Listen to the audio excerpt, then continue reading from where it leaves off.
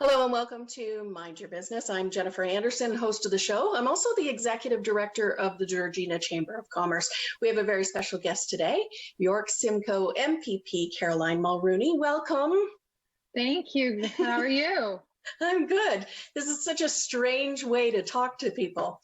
It's our new reality. Yes, unfortunately. Well, and that's what we've been saying. This is actually our third show. This is a new show that we're doing with Rogers TV Georgina, and it was something that we were going to be doing starting in the fall. But because of the pandemic, because of the need for businesses to really acquire resources and information right now, we decided to post the show early. It's a little unconventional for a TV show, but isn't life kind of unconventional right now? Are you finding that? Everything about the way we work, the way we live is unusual, but it's extraordinary. And people are being innovative and creative, and just as you are with how you're doing your show and your broadcast. I'm working from home as kids across Ontario are learning online. We're all trying to find ways to go on. While keeping up with these new rules and directives, social distancing and so on. So it is extraordinary. Are you finding, and resources are amazing. It's, we're really getting updates. We can see the Premier every day giving updates. We can see the Prime Minister, but every day something changes. So it's a struggle for everyone to really keep up with the information. Are you finding that? Are you overwhelmed? Well, in my role as a member of the Ontario government and member of cabinet, we have daily cabinet meetings. And so that's maybe the onslaught of information has to do with the fact that we are trying to keep up with the pandemic as it evolves and make policy decisions. So what I've been trying to do as the MPP for York-Simcoe is not on a daily basis, but on a very regular basis, email, put out information on Facebook, on social media to provide people with information, because I agree, it's overwhelming. And, we're watching what's happening here in our community. We're watching what's happening across Ontario. I'm watching what's happening across the country, around the world, to understand how other jurisdictions are dealing with this pandemic that we're all facing. Right. And I find that to be true, especially I know you're sending out emails on a regular basis and a newsletter. And so to have it broken down just into topic. So this is the topic. If you want more information, go here. It's just a simple way to get the message out, and you're not sharing anything different. You're just really breaking down the information so it's easy for people to understand. Well, thank you. Through my office, through my constituency office, we get a lot of questions, and on the phone or by email. So what I've been trying to do is take the information that we're putting out, that the Ontario government is putting out, and prioritize it based on the questions and the feedback we're hearing from people across York-Simcoe. Right. So things affecting small businesses, education, obviously, things to do with the agri-food sector. Those kinds of issues are things that are top of mind for people across York-Simcoe. And so that's how we've been trying to prioritize it. But I'm open to feedback. So if people are looking for different kind of information, different pieces of information, have it organized in different way, I think that my role is to make it easy for people across York-Simcoe to access what we're doing and understand what we're doing. And so, I hope that it's been helpful, but we're going to continue to try to improve it. Right. All right. So I want to go through some of these topics, because I know for businesses, they're just looking for answers. They're looking for resources, and you are the perfect person to be able to talk to about what the province is doing in terms of providing financial relief, providing resources to residents and to businesses who are in need. So I know there's a few different buzzwords that are being used during this pandemic, flatten the curve and stopping the spread. Stopping the spread is really kind of a program that the provincial government has put into place. Can we talk about that? Absolutely. So, the first thing that happened was containment. We were trying to keep it from spreading, and now it's within our community. So it's incumbent upon all of us to take certain steps in our daily lives to stop the spread, to flatten the curve. People have, we were talking, you and I, about people returning from, snowbirds returning from abroad, from the south, and possibly carrying that. So we are trying to make sure that we have all the policy decisions in place, the policies in place to allow people to understand how to follow social distancing, physical distancing, and to know how to operate in this new reality. Right. And so part of that has been, and as we talked about at the top of the show, that change and how things are evolving as we learn more, as we see different numbers. But there was the idea of creating essential businesses and creating that list of what is considered an essential business. Yeah. Well, so let me just back up. So when we talked about physical distancing and social distancing, it became clear that that was, based on the advice of the Chief Medical Officer of Health, the number one thing that we all need to do. But beyond that, we are social beings, and it's hard to get that message. We have to go to work. We have to earn money. We have to put food on the table. But as it became more and more clear that the virus was progressing, we needed to implement the state of emergency, which is what we did back in mid-March. The provincial government announced a state of emergency province-wide. We were the first province to do it. And along with that, we declared that certain businesses were deemed essential, and thereby others were deemed non-essential. Everyone is encouraged, if you can, to work from home. I know you are, I know I am.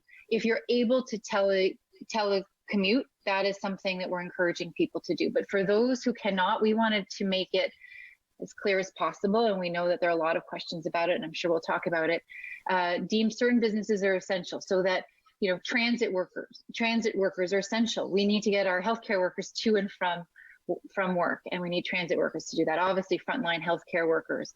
So there are a group of businesses that we deemed essential, so that those that are not essential can then even practice even more the physical distancing that is so important during this time. Right. And we did see that list shorten. It became a little bit smaller. April 4th was the day that there was a next wave of what is considered essential. And that was important just because of the trends that officials were seeing. Yeah, so a few things happened. We saw people returning from abroad. It was I think it's the largest repatriations in Canadian history, people coming back. And as I'm sure you know, and your viewers know, people who are carrying the virus, a lot of them are asymptomatic. And so it was incumbent, especially people coming into the GTA through Pearson, that we implemented additional measures. So, the federal government required that all people returning from abroad self-isolate for 14 days. And so that was clearly something that we needed to do. But as more and more people are coming home, we needed to make sure that we're taking these additional steps. In addition, there was a very nice weekend that just before April 4th. And I don't know how often you watch the Premier's press conferences, but he did talk every day. Yeah, every day at one. Well, it's important. It's a great way to be on top of the information that's coming out every day. You're right. And people are out. I guess he was driving back to Etobicoke along the lakeshore, and people were enjoying the weather as you would want to, but not keeping physical distancing. And people were starting to, as you're required to stay home, we were hearing that more and more people were going out to retail stores to get out, to have a social experience. And so we needed to curtail that. And we needed to implement stricter measures to make sure that more Ontarians were staying home and able to protect themselves from the spread of the virus. Right. I should mention to everybody at home that this is being taped on April 13th. So, what we're saying today, just like we've been talking about, it could change. It could, That's right. Could be more restrictions. We could ease up in some areas. It all depends on kind of that curve that we're watching. And it depends on the curve, but the curve, a lot of it depends on us and how well we respect these new directives of social distancing. And, as I said, we're social. That makes it difficult. When the weather's nice, we want to get out. But, we all, this is the end of Easter weekend. And I saw online how many people were having Zoom, Easter brunches, Easter dinners, Passovers. This was a unique holiday weekend for all of us. And at least I saw online, people were observing what we need people to observe. So it's by practicing social distancing that we will be able to flatten the curve. But it's a hard thing to ask people to do, but I think people are doing it now. Right. Right. I thought it was important to mention, and this is information that's come out from the Ministry of Health, but they've developed health guideline documents to aid essential workers. So I just wanted to mention it here and with you because it is on the province's website, the list of, food premises, industry operators, emergency childcare centers. All of those places normally have health and safety regulations in place. But now things have changed. So these lists, and I, browsed through each of the lists, they are excellent resources for essential workers in order to be safe during this time. Absolutely. We have, I have to say that the people within the Ontario Public Service have been working 7 days a week, 18 hours a day to try to keep up with the changing reality of our lives and provide these guidelines for business owners, for sectors within different industries to be able to provide health and safety guidelines for business operators to know how to operate their businesses if they're deemed essential, grocery stores and construction sites. And, we're learning as we go from other jurisdictions, from hearing from people on the ground what best practices are. I'm Minister of Transportation, and we're very busy trying to make sure that we can keep our supply chains moving. And truck drivers are an essential part of our supply chain to make sure that our shelves are stocked. And so understanding best practices for how we can keep them safe and how we can keep our shelves stocked and make sure that we're doing what we need to do to keep food on our table is critical. So we're learning every day. And so it's important that we provide those guidelines because those represent the best practices that we have been hearing from across the province and in other places. Right. I'm going to jump to that because you mentioned being the Minister of Transportation. You did put out a press release in conjunction with the Minister of Health, Christine Elliott, about really praising truckers. Tell me a little bit about that initiative.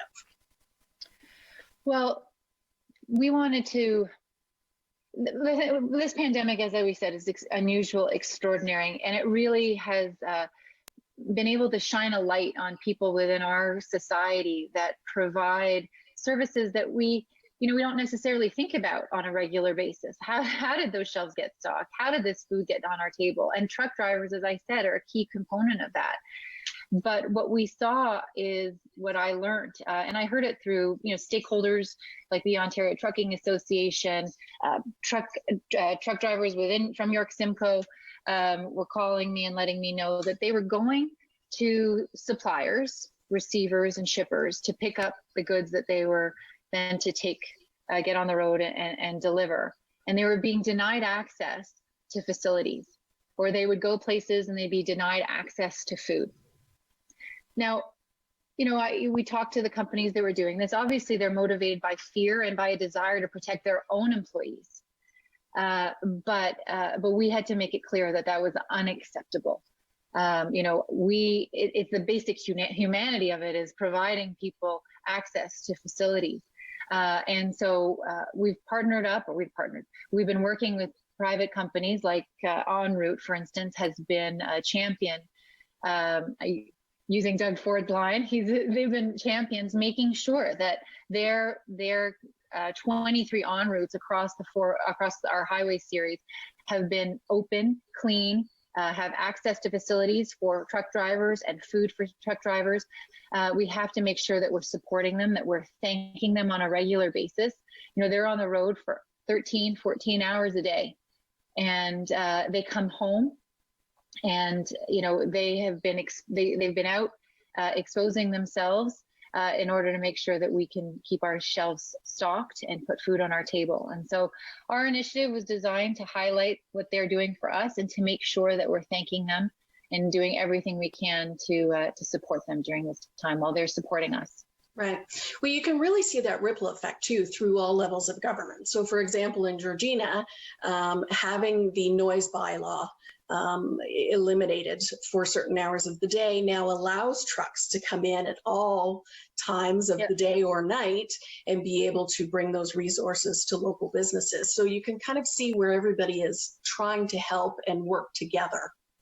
That's right, and that's an example that came from the Ministry of Municipal Affairs and Housing. So the two of us, Minister Clark and I, were working together on that because we needed to be able to ease those restrictions so that we could have, we could get these deliveries made at times where, during a normal time, a non-pandemic time, these are not necessarily things that we would implement, but they're necessary today.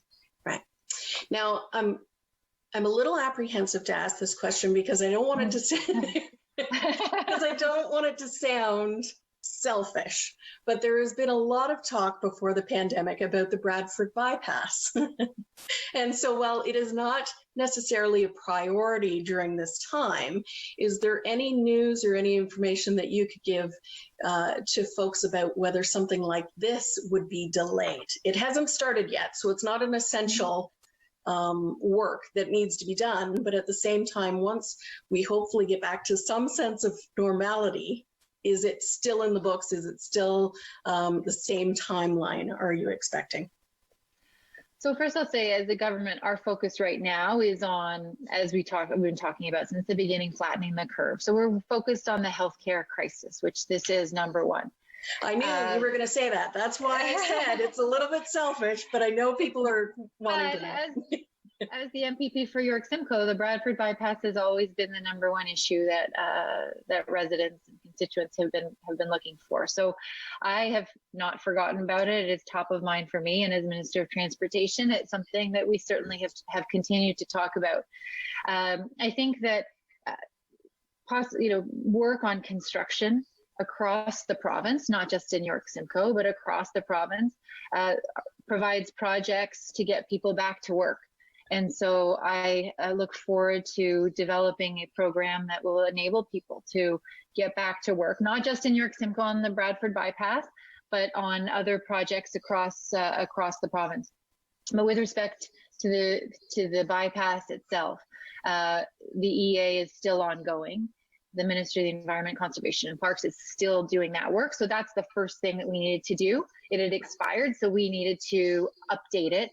I don't have a specific timeline on it, but I hope that it will be as expedited as possible, and so that we can get to work on the next phases. But so it's not forgotten. It is still there. It's still, the work on the EA is still ongoing. And I look forward to the day when we'll actually be able to start moving with shovels in the ground and dirt in the air. Perfect. Thank you for answering. Dirt in the air. That's right. Well, and it's, I wish we did have an end date. I wish we knew when things would start to return to some sense of normal, especially for this area. And of course, you and I are both very partial to York-Simcoe and the businesses in this community, and there are a lot of tourism businesses. So I know as we head into a strong tourism season, there's a lot of concern. Already concern for businesses, but on top of that, now you're losing tourism in this area. Mm-hmm. So here on a local level, it's a priority. As you said, you're also the head of the Georgina Chamber of Commerce. So you're dealing with businesses that are affected by this on a daily basis, and I'm sure you're getting that feedback from them. The Minister McLeod, Lisa McLeod, is the Minister of Tourism, Culture, Heritage, Tourism, Culture, and Sport. And as this was beginning, she started talking about the impact that this was going to have on us on a province-wide basis. She's been incredibly proactive in speaking to stakeholders across the province, holding regular town hall meetings on the province-wide level, but also on a regional level, right, to make sure that she's understanding what distinct challenges are. And so what I would do is I would encourage business owners who are in the tourism industry in York-Simcoe to reach out to organizations such as yours, ones in Bradford and East Gwillimbury as well, to feed back the real impact, the fiscal implications of what people are experiencing, what they're projecting, things that they're doing in the near term. Because as I said, we're all going through this together, and we're trying to develop best practices. We announced last week, the Premier announced last week, a committee of ministers to think about our post-pandemic plan. What are the measures that we're going to need in place in order to successfully recover from this on an economic basis? And tourism is a part of that. Transportation is as well. We're talking about tourism. So making sure that our tourism business is able to recover on a local level, on a regional level, on a provincial level is a key element. And so we are trying to make sure that we're working with our stakeholders, that we're listening to people, so that we can all come out of this together. You're right. And you did mention Minister MacLeod has been having town hall meetings. We as a chamber have been a part of them. We know that there is financial aid that is available for some of the tourism sector, as is every business sector. And I know that there is some financial relief that has been announced by the provincial government in order to help small businesses. That's right. So we announced right away our COVID action plan to support businesses and to support people and jobs. We've instituted a series of tax deferrals so that people don't have to worry about property taxes, WSIB, a series of deferrals that can provide relief, because I know it's top of mind for businesses that are, they need to pay their employees, that need to pay their rent, that need to pay their taxes. We wanted to take at least one of those worries off. We're working with the federal government, that also passed this weekend. Scott Davidson's part of that team, working hard to make sure that we're supporting workers as well. So we're working in concert with the federal government to provide that kind of relief. But what's really needed and the extent of what's needed isn't going to be known right now. And so that's why it's important to be working with people, to hear from people on the ground about what they're experiencing. We were talking about tourism. The tourism business is broad. You've got hotels and restaurants. You've got all the ancillary businesses that benefit as a result of people coming to Georgina or to Bradford or EG to experience the beauty that we have here that are affected by it. And so the extent of the economic extent of the pandemic is one that we're still assessing. So that's why it's important that government be in touch with its local stakeholders so that we can provide the policy responses that are needed.